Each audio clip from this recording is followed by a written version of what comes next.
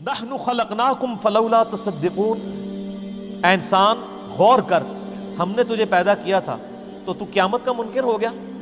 افرأیتم ما تمنون، سر یہ اب وہ دلائل ہیں جو میں نے ہو کریٹڈ گاڈ والے لیکچر میں کور کیے تھے، اللہ کی قدرت کی نشانیاں جو اس انداز میں آئی ہیں جو پورے قرآن میں ایسے نہیں آئی۔ اللہ تعالیٰ اپنی ایگزسٹنس کے اوپر دلائل دے رہا ہے کہ اے انسان میں نے تجھے پیدا کیا، تو اپنی مرضی سے تو پیدا نہیں ہوا تھا، تو نے قیامت کے دن کا ہی منکر ہو گیا کہ میں جس نے تجھے پہلی دفعہ پیدا کیا کہ میں تجھے دوبارہ نہیں زندہ کر سکوں گا۔ تو اب سن، نحن خلقناکم فلولا تصدقون، ہم نے تجھے پیدا کیا تھا اور تو قیامت کا منکر ہو گیا، تصدیق کیوں نہیں کرتا قیامت کے دن کی؟ افرأیتم ما تمنون، بتاؤ جو تم منی کا قطرہ ٹپکاتے ہو، اانتم تخلقونہ ام نحن الخالقون، اس قطرے کو انسان بنا کر ہم پیدا کرتے ہیں یا تم پیدا کرتے ہیں؟ کسی باپ کو تو پتہ نہیں ہوتا۔ بل انت یا رب، بلکہ اے رب تو ہی کرتا ہے۔ نحن قدرنا بینکم الموت وما نحن بمسبوقین، ہم نے ہی مقرر کی ہے تمہارے درمیان موت اور ہم عاجز نہیں ہیں کہ تمہاری جگہ کسی اور کو لے آئیں، علی ان نبدل امثالکم، تمہاری مثل۔ یعنی اللہ تعالیٰ فرماتا ہے، اس کی کئی ایک تشریحات کی گئی ہیں، میں آسان فہم سمجھا دیتا ہوں کہ اللہ تعالیٰ فرماتا ہے کہ ہم حائل ہیں، موت کو ہم نے جو ہے وہ تمہارے درمیان ایک وقفہ بنا دیا، یعنی ایک تم نے دنیا کی زندگی گزاری، اس کے بعد ایک موت کا وقفہ اور پھر آخرت کی زندگی، یہ ہم ہی سب کچھ لے کے چل رہے ہیں۔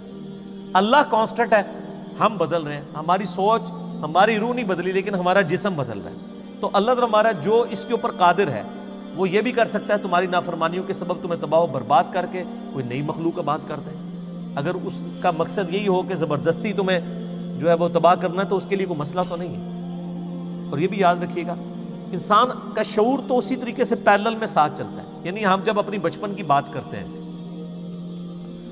کہ جی میں بچپن میں فلاں جگہ گیا، جب آپ بچپن میں کوئی کام کر رہے تھے کیا آپ کی شکل، چہرہ، جسم یہی تھا؟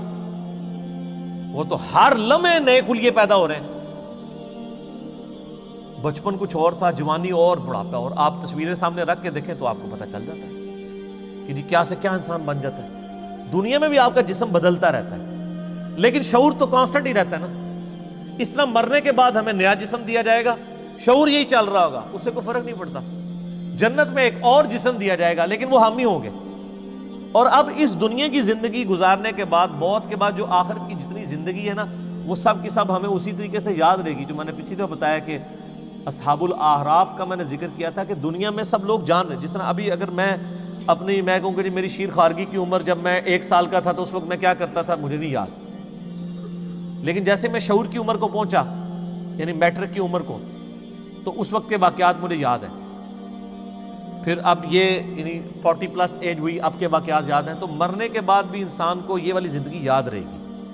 ابھی تو ہمیں اپنے بچپن کی زندگی یاد نہیں، اب شعور ہمارا سٹارٹ ہو چکا ہے، تو یہ موت ایک وقفہ ہے، اس کے بعد نیا شعور شروع ہو جائے گا۔ الا ان نبدل امثالکم وننشئکم فیما لا تعلمون، اگر ہم چاہیں تو تمہیں تباہ و برباد کر دیں اور تم کو کسی ایسی صورت میں پیدا کر دیں جس کو تم نہیں جانتے ہو، یعنی کتا بنا سکتے ہیں تمہیں، خنزیر بنا سکتے ہیں، اللہ تعالیٰ تو کچھ بھی کرنے پہ قادر ہے۔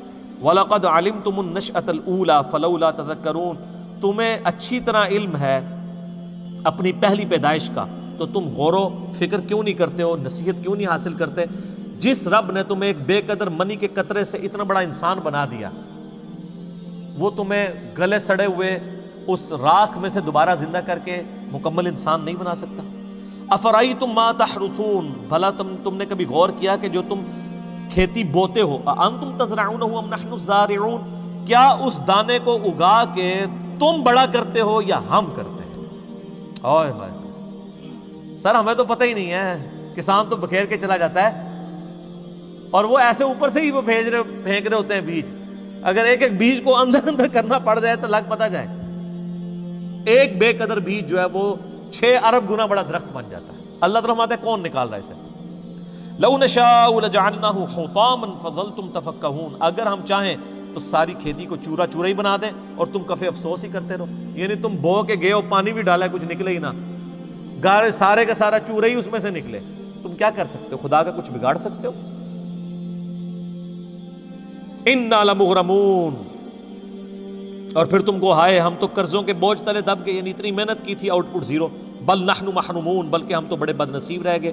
افرأیتم الماء الذی تشربون، کیا تم نے غور کیا یہ جو پانی تم پیتے ہو، اانتم انزلتموہ من المزن ام نحن المنزلون، کیا تم نے اسے بادلوں سے اتارا ہے یا ہم اتارنے والے ہیں؟ سر صرف پانی ختم ہو جائے نا تو دنیا سے ساری زندگی ختم ہو جائے، اور کچھ ختم کرنے کی ضرورت ہی نہیں۔ لو نشاء جعلناہ اجاجا، اگر ہم چاہیں تو پانی کو ختم کرنا تو دور کی بات ہے نا، اگر چھوٹا سا کام کر دیں کہ اس پانی کو ہم کھاری بنا دیں، سخت کڑوا نمکین، تو پھر بھی تمہارے قابل تو نہیں رہے گا۔ سمندر کا پانی آپ پی نہیں سکتے، عام بندوں کو نہیں پتا، ادھر نا سمندر میں جو کشتیوں میں بیچارے تو وہ کئی پیاس سے ہی مر جاتے ہیں، تو لوگ مجھے اگلے دن بچہ ہی پوچھا تھا کہ بابا پانی کیوں نہیں سمندر کا پی لیتے؟ میں نے کہا سمندر کا پانی پی کے تو موت واقع ہو جاتی ہے، کیونکہ وہ تو نمکین ہوتا ہے، وہ تو کاٹ دیتا ہے ہر چیز کو، پینے والا پانی تو نہیں ہوتا، الا یہ کہ اس کو ٹریٹمنٹ پلانٹ سے گزارا جائے۔ تو اللہ تعالیٰ فرماتا ہے کہ اگر ہم اس کو نمکین بنا دیں تو وہ تمہارا پانی بھی کام کا نہ رہے۔ فلولا تشکرون، تو تم شکر کیوں نہیں ادا کرتے؟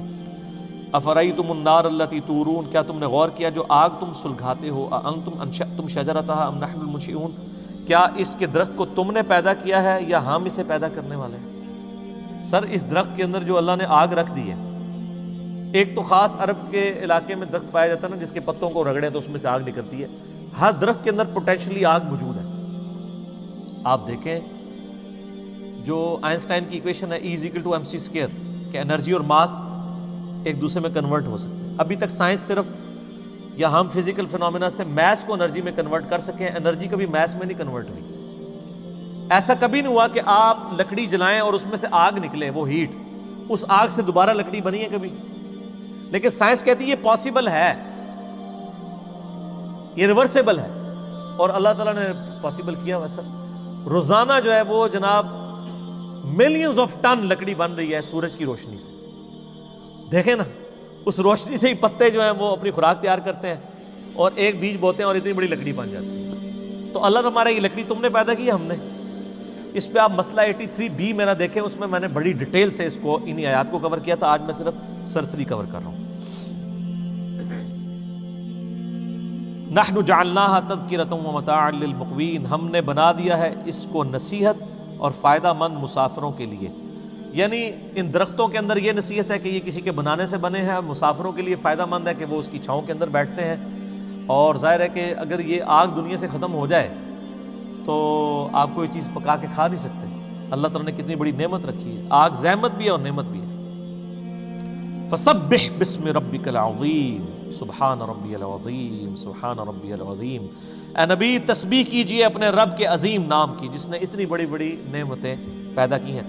فلا اقسم بمواقع النجوم، مجھے قسم ہے ان جگہوں کی جہاں پر ستارے ڈوبتے ہیں، بلیک ہولز، یہ آج سائنس بتا رہی ہے سر، اور اللہ نے اس کا اشارہ بھی اس میں دے دیا، وَإِنَّهُ لَقَسَمٌ لَوْ تَعْلَمُونَ عَظِيمٌ، اور اگر تم سمجھ سکو تو ہم نے بہت بڑی قسم یاد کی ہے۔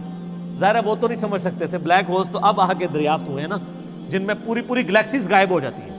تو اللہ ہمارا ہے کہ وہ جہاں ستارے غائب ہو جاتے ہیں ان بلیک ہولز کی قسم مراد یہ ان کے کریٹر کی قسم، پیدا کرنے والے کی۔ انہ لقرآن کریم، بے شک یہ قرآن بڑی عزت والی کتاب ہے، فی کتاب مکنون، جو اس لوح محفوظ میں ہے، لا یمسہ الا المطہرون، اس لوح محفوظ میں اس قرآن کو نہیں چھو سکتے مگر پاکیزہ فرشتے۔ یعنی کافر کہتے تھے یہ جنات کا اثر ہے نبی علیہ السلام پہ، یہ جو قرآن نازل ہوا ہے یہ جنات نے اتارا۔ اللہ فرماتے ہیں وہاں تو پاکیزہ فرشتے جاتے ہیں۔ اسی کی وہ غلط ٹرانسلیشن کی ہوئی ہے نا جی، بغیر وضو کے قرآن کو نہ چھوئیں، وہ اسی آیت کا ترجمہ ہے، لا یمسہ الا المطہرون۔ اس میں میرے یوٹیوب پہ ایک کلپ بھی ہے، کیا بغیر وضو کے شخص قرآن پڑھ سکتا ہے، اور ایک ہے کیا نان مسلم کو قرآن دے سکتے ہیں، اس میں نے ٹیکنیکل بحث سے کیا، آج میں سکپ کر رہا ہوں۔ تنزیل من رب العالمین، یہ اتارا گیا ہے اس رب العالمین کی طرف سے جو سارے جہانوں کا پالنے والا ہے۔